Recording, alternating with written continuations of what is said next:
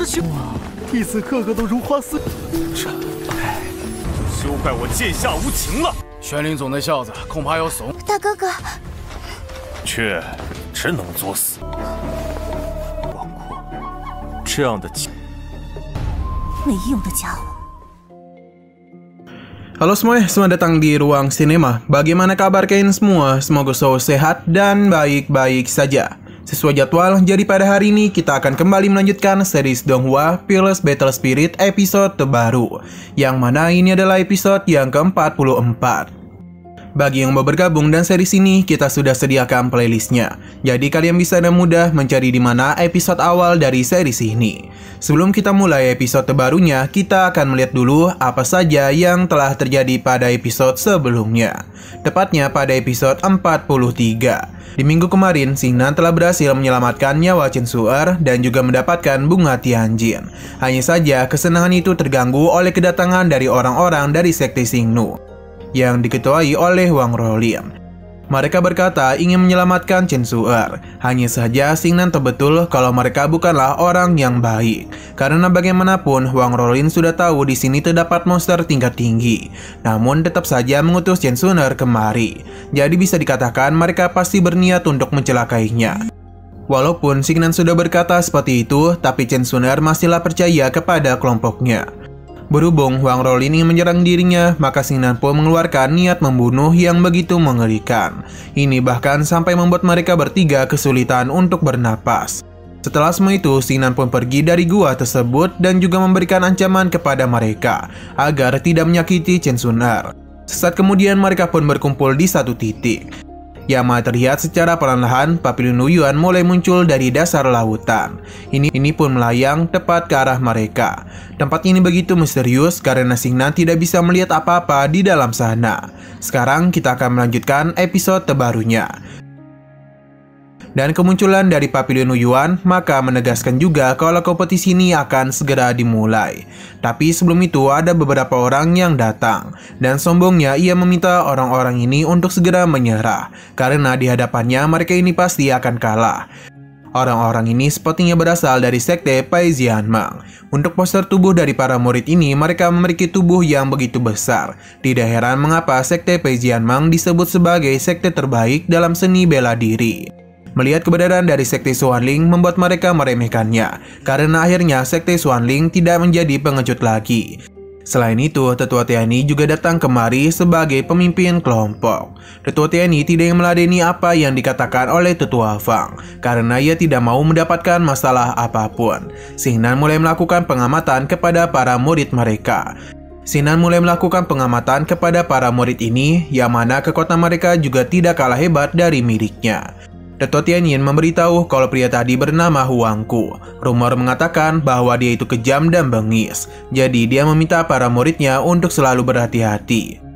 Setelah kedatangan para pria kekar, kini adalah giliran para gadis cantik yang muncul. Mereka tentu tidak bukan berasal dari sekte Xingnu. Orang-orang sudah tidak heran mengapa para murid sekte Xingnu begitu cantik. 他叫黄雀。是修弟子个个都如花似这。Bahkan Su Yoyo begitu terpesona dengan kecantikan mereka, terutama tetua sekte Xingnu. Nah, ternyata Wang Rolin itu kenal dengan Huangku. Ini dibuktikan dan akrabnya pembicaraan di antara mereka.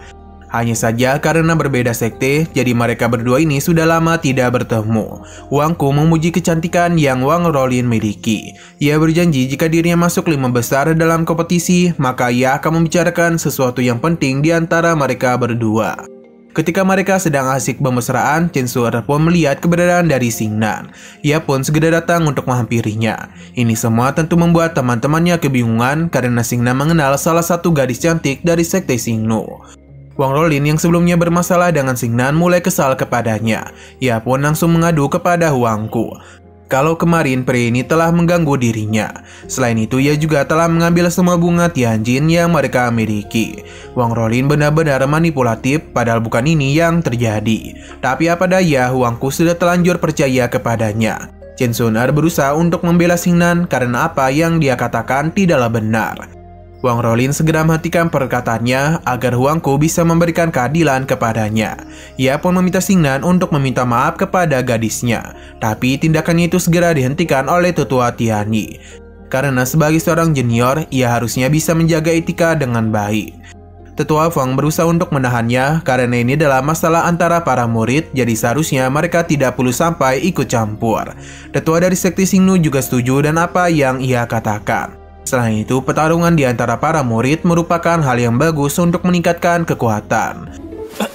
Huang 大哥，师姐，你怎么能颠倒黑白，全都细节一？便是你的错。剑门的小辈。 Tetua Feng yakin Huangku akan mengalahkan Xingnan dan mudah karena dia itu berada di ranah body tempering tingkat 9 dan juga memiliki teknik seni bela diri kuno. Jadi dia ini tidak perlu sampai menunggu senior Jin untuk bisa mempermalukan sekte Xuanling. Di hadapan semua orang, Huku dan juga Wang Rolin begitu sombong. Dan izin dari para tetua, dia ini akan menantang Xingnan. Tapi dia ini masihlah memberikan kesempatan kepadanya selama Xingnan mau meminta maaf kepada ayahnya. Tapi tentu Xingnan tidaklah mau melakukan hal tersebut. Karena untuk apa juga ia meminta maaf kepada Wang Rolin padahal ia tidak melakukan apapun kepadanya. Ia juga memberikan nasihat kepada Huangku agar tidak mudah terprovokasi oleh orang lain. Karena itu hanya akan membuatnya dalam bahaya saja. Perkataan Xingnan seakan-akan menyombongkan dirinya di hadapan Huangku. Ini tentu saja semakin membuat situasi menjadi begitu panas. Wang Rolin semakin menjadi-jadi dan menganggap ia telah meremehkan Huangku. Xingnan memintanya untuk tutup mulut. Ini pun seketika saja memancing amarah dari Huangku, karena Xingnan telah berani-beraninya membentak gadisnya.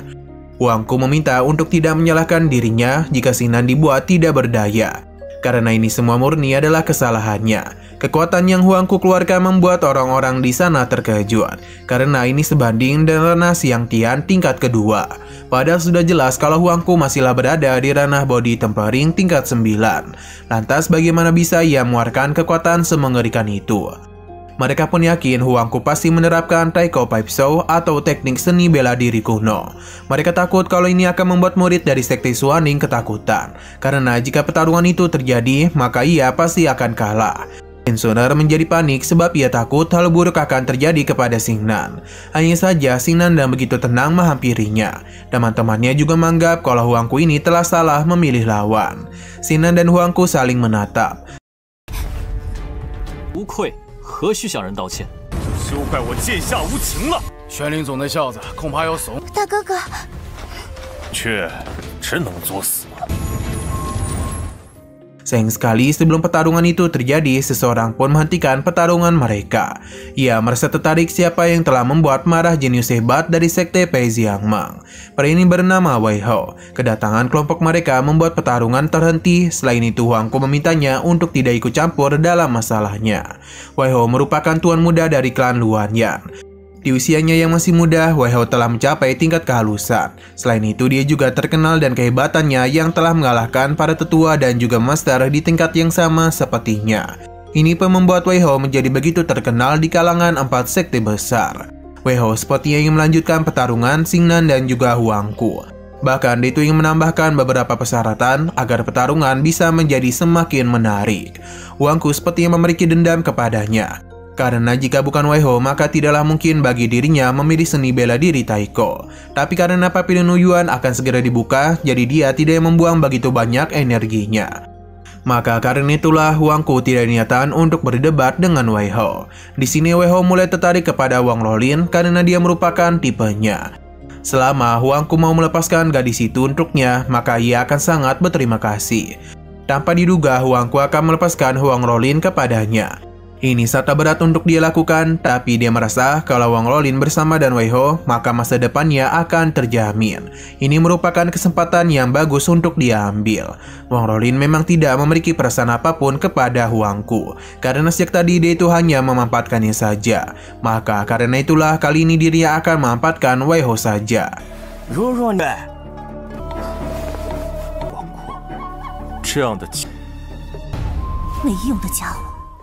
Secara perlahan-lahan Wang Rolin pun mulai mendekat kepadanya dan melekat di tubuh Wei Hao. Mendengar suara manjanya semakin membuat Wei Hao bersemangat. Ia berjanji apapun yang terjadi, dia akan melindunginya. Jadi jika ada yang berani kepada Wang Rolin, maka orang-orang itu akan berurusan dengannya. Mendengar semua itu membuat Tetua Tianyi agak khawatir dan kondisi para muridnya. Karena bagaimanapun Pavilion Huiyuan akan segera dibuka. Terlebih lagi saat ini ketiga faksi tersebut mulai membentuk aliansi. Yang mana ini akan merepotkan para muridnya. Wang Rolin ingin memastikan apakah Wei Hao menepati janjinya. Tentu sebagai pria sejati, Wei Hao akan melakukan apapun untuknya. Wang Rolin pun segera menunjuk Xingnan karena ialah yang telah menindas dirinya. Kini perhatian Wei Hao pun menuju kepada Xingnan.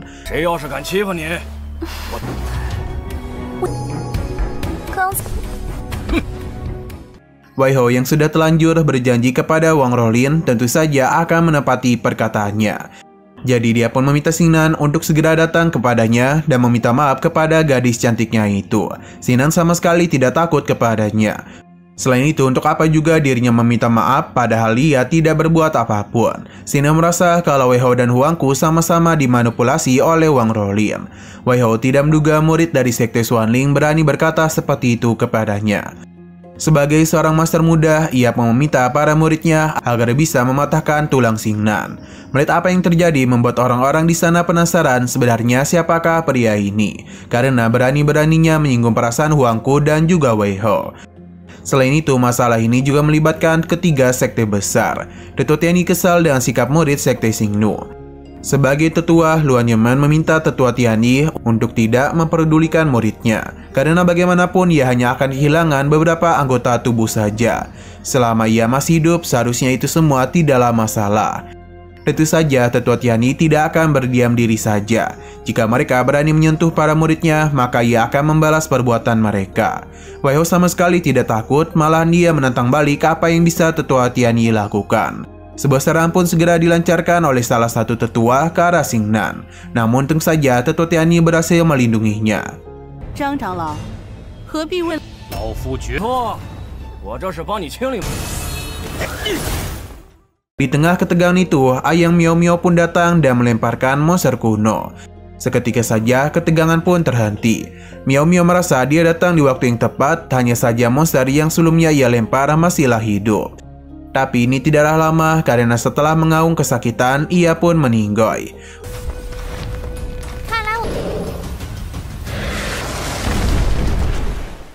Orang-orang di sana penasaran sebenarnya siapakah gadis itu, karena mampu mengalahkan monster kuno bernama Xiao Ming dengan begitu mudah. Mereka yakin keributan yang sejak tadi pasti berasal darinya. Para tetua sekte ketakutan kepada Miao Miao karena tingkat kultivasinya berada jauh di atas mereka. Miao Miao akan memonikan Xiao Ming nanti. Ia pun meminta Xingnan untuk memberikan anggur kepadanya, karena ia ini begitu kehausan. Miao Miao sepertinya sudah tahu ada yang telah mengganggu pelayan tampaknya. Maka karena itulah ia mendekati Wei Hao yang sedang ketakutan ini. Miao Miao mengajaknya untuk minum bersama. Terlihat kalau para tetua sama sekali tidak ada yang berani untuk menghentikan Miao Miao. Alhasil Wei Hao yang sebelumnya begitu sombong langsung meminta maaf kepada Xingnan. Ia mengaku telah membuat kesalahan yang besar, jadi dia berharap Xingnan tidaklah mempermasalahkan hal itu. Wei Hao juga berjanji akan memberikan perjamuan besar setelah selesai di Pavilion Huiyuan. Xingnan tidaklah mempermasalahkan semua itu. Wei Hao pun senang dan langsung mengusir Wang Rolin dari sisinya karena tidak mau lagi terlibat dalam masalah antara mereka. Miao Miao memberitahu kepada semua orang, bagi siapapun yang berani menyentuh Xingnan, maka ia jamin mereka akan menyesal seumur hidup. Xingnan agak terkejut karena Miao Miao yang dikenal sangat sombong dan angkuh, namun kali ini dia bisa berbicara seperti itu untuk membela dirinya. Tapi sayangnya Miao Miao tidak sebaik apa yang dia pikirkan, karena selama mereka mau memberikan begitu banyak pil kepada Miao Miao, maka Xingnan bisa mereka siksa kapanpun mereka mau. 秦南兄弟，是我有眼无珠，后摆上一场宴席，为……对，小事而已。他后悔终生，当然啦。 Setelah masalah ini selesai, terlihatlah kalau ada rombongan yang datang kemari. Mereka sepertinya adalah rombongan aliansi bisnis. Kedatangan mereka kemari membuat orang-orang terkejut karena tidak pernah menyangka mereka akan kemari. Aliansi bisnis adalah orang-orang yang begitu kaya. Selain itu, mereka juga bisa memberikan tekanan kepada 4 sekte besar. Dan formasi yang dipasang di tandu tersebut sepertinya ada orang penting yang datang kemari. Para tetua sudah tahu betapa luasnya kekuasaan dari aliansi bisnis. Rumor juga mengatakan kalau kepala jurumudi memiliki peran penting dalam jabatan petinggi. Hanya saja aliansi bisnis selalu netral dalam urusan seni bela diri. Maka mereka tidak perlu merasa begitu khawatir. Karena yang mereka pentingkan adalah bisnis dan uang saja. Dan kedatangan mereka kemari, maka sudah jelas kalau aliansi bisnis juga yang melakukan pencarian rahasia di Pavilion Yuan. Para tetua mulai memberikan hormat kepada perwakilan aliansi bisnis. Mereka tidak tahu tokoh besar mana yang berkunjung kemari. Dari suaranya, ia adalah seorang gadis. Ia pun meminta pada tetua untuk tidak terlalu sopan kepadanya. Karena ia bukanlah tokoh besar, melainkan gadis kecil yang merupakan bagian orang suci dari aliansi bisnis. Ia diperintahkan oleh tuannya untuk mengambil kembali rahasia Pavilion Yuan. Untuk rahasianya sendiri, mereka telah menunggu selama beberapa dekade namun tidak kunjung mendapatkannya. Hari ini dirinya bisa melihat kalau ada begitu banyak jenius yang berkumpul dari 4 sekte besar. Ia berharap salah satu dari mereka ada yang bisa mengetahui rahasia Pavilion Yuan. Gadis ini pun mengeluarkan 16 ordo suci. Ia berharap para murid mau menerima pemberiannya. Tokennya ini sepertinya bukanlah sebuah token biasa, karena para tetua saja dibuat terkejut sebab dengan memegang ordo emas ini, maka mereka akan menjadi tamu kehormatan dari aliansi bisnis. Sebagai tamu kehormatan, mereka akan mendapatkan diskon 30% untuk acara lelang. Token ini sangatlah berharga, bahkan hanya beberapa orang saja yang boleh mendapatkannya. 大人物自奉师命，带5元格的秘密壶等数十载。小女子这里有16。放眼整个下域，这次令者皆为商道盟的。Tetua Tianyi tahu betul tidak ada satupun kebaikan tanpa sebuah imbalan. Apalagi pemberian itu berasal dari aliansi bisnis yang dikenal dengan ketelitiannya. Tetua Tianyi pun bertanya mengenai apa permintaan dari aliansi bisnis. Gadis ini memintanya untuk tidak mengkhawatirkan apapun. Seharusnya Tetua Tianyi itu betul bahwa aliansi bisnis memiliki senjata yang diperoleh yang dinamakan Wujing. Senjata itu disempurnakan pada hari ini juga. Gadis itu pun berharap kalau para jenius bisa menjelajahi Pavilion Yuan dengan sangat teliti.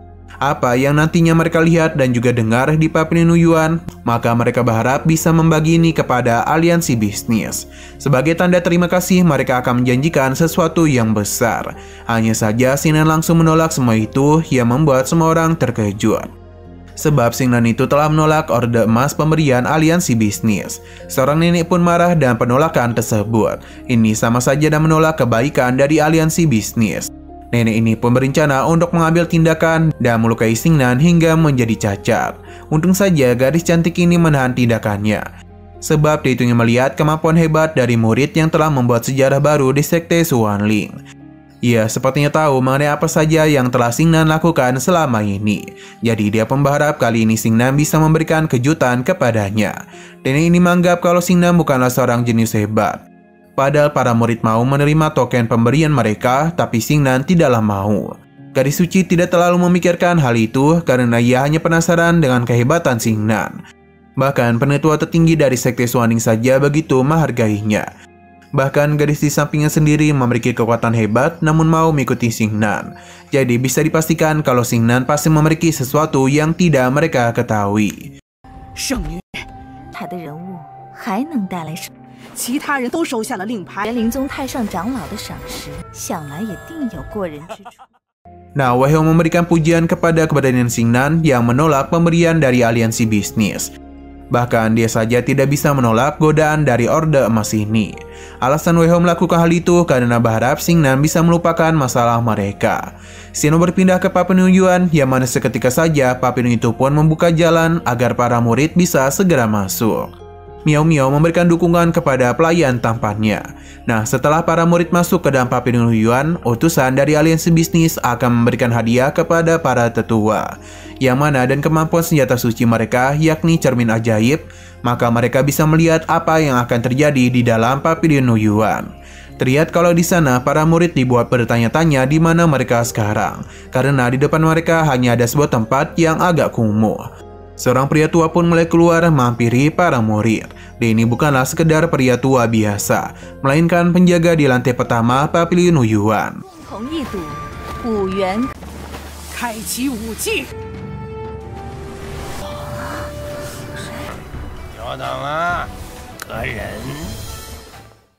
Nah, sayang sekali lagi seru-serunya, episodenya ini pun harus bersambung dulu. Oke, sekian dulu pada video kali ini. Untuk video selanjutnya akan segera hadir. Jadi bagi kalian yang ingin mengikuti series ini, langsung saja klik subscribe dan aktifkan loncengnya. Terima kasih yang sudah menonton video sampai habis. Jika kalian suka pada video ini, klik like dan share ke teman-teman kalian tentang channel ini. Dan ditunggu aja kelanjutannya. Oke, sampai jumpa di video selanjutnya.